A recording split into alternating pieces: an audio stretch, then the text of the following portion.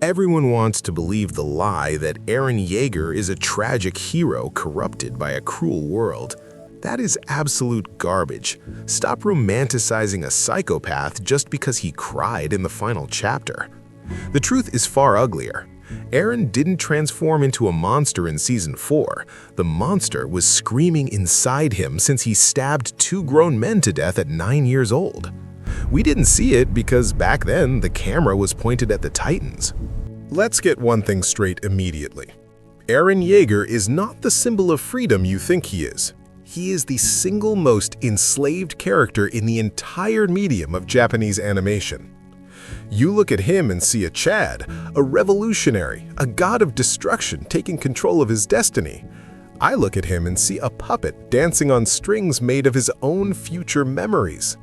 The supreme irony of Attack on Titan is not that humanity was the real enemy, it's that the boy who screamed, "I am free," louder than anyone else, was actually a prisoner to a timeline he could never escape.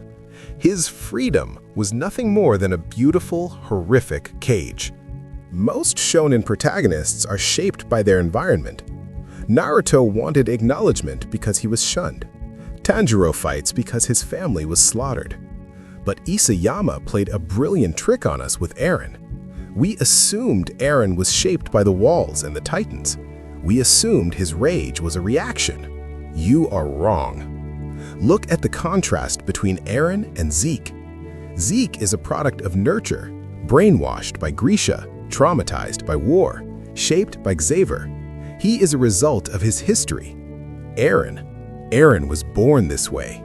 Even Grisha Yeager, a man who literally weaponized his first son, looked at Eren and was terrified.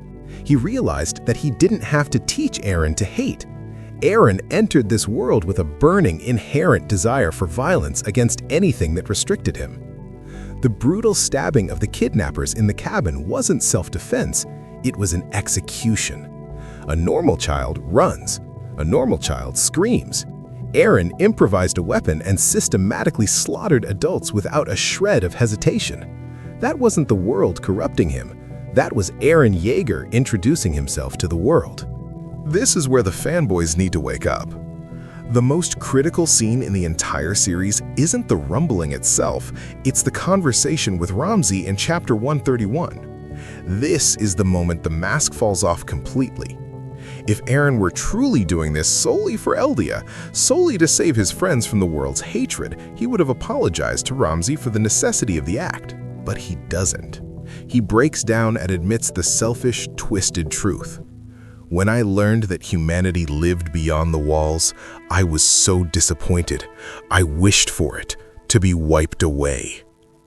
Read that again. He was disappointed that the world wasn't like the book Armin showed him.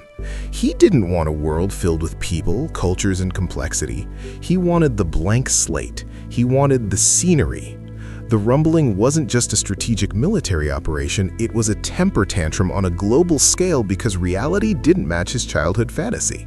He flattened the earth not just to save Paradis, but to satisfy an infantile, destructive urge to make the world clean.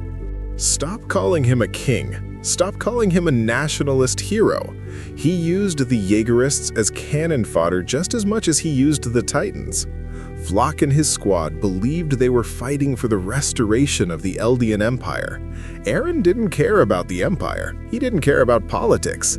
He manipulated the patriotism of his own people to facilitate a suicide mission for the entire human race. If you were cheering for Eren because you think he represents doing what must be done for one's country, you have fundamentally misunderstood the character. He is an anarchist of the highest order, willing to burn his own house down if it means he gets to watch the flames. Now let's dissect the mechanism of his slavery, the Attack Titan.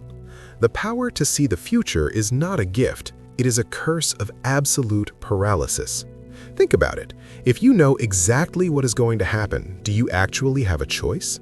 When Eren kissed Historia's hand, he saw the rumbling. He saw the end. From that moment on, every step he took wasn't a decision, it was a fulfillment of a script.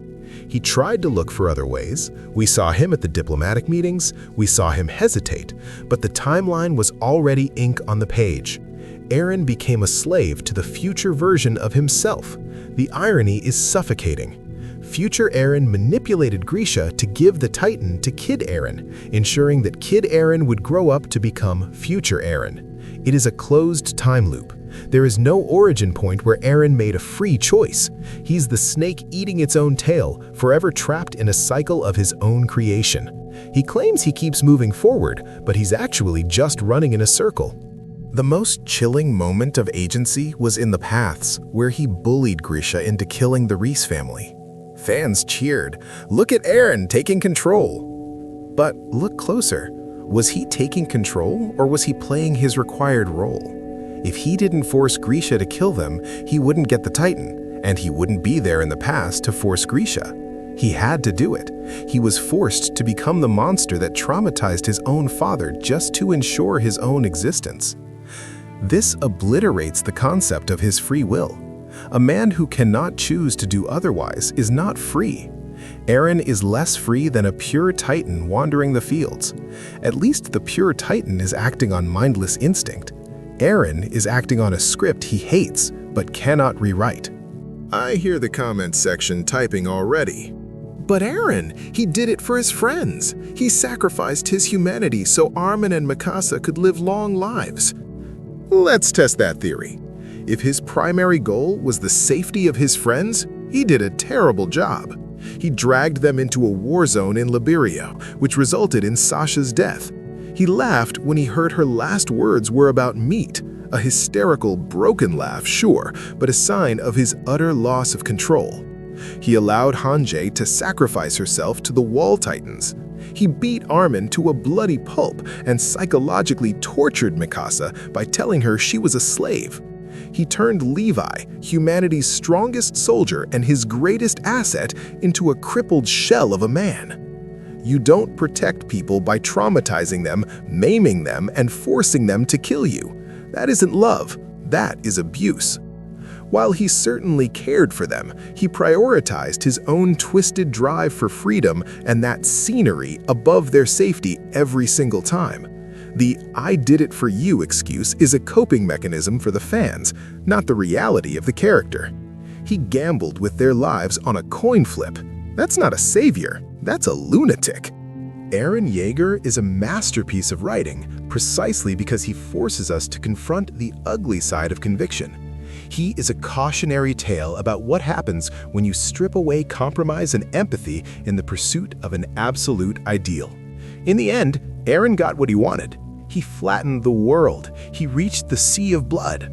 But the final image of him, a crying child in the paths, and later a bird wrapping his scarf, confirms his ultimate defeat. He lived as a slave to the narrative and died to finally be free of it. The rumbling wasn't a triumph, it was a suicide note written across the face of the planet.